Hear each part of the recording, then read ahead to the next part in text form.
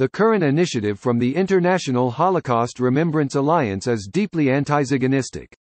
Why shouldn't the enemy declaration against Roma be called Antiziganism? What if the enemy declaration against Jews can't be called antisemitism?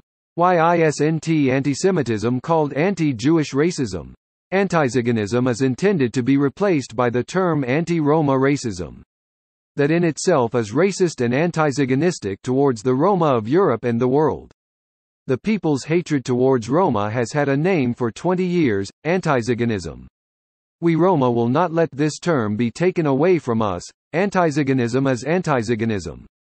And has not only to do with racism. The term combats the images. The majority population over gypsies. This thinking excludes us and thereby plays the antiziganism of society.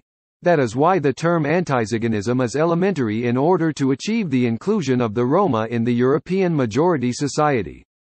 It's about framing, stereotypes, prejudice, discrimination and racism. This is why the term, anti-Roma racism, offends as it ignores many aspects of antiziganism. Don't play down hatred against Roma. Antiziganism is antiziganism. That's how it is and that's how it stays.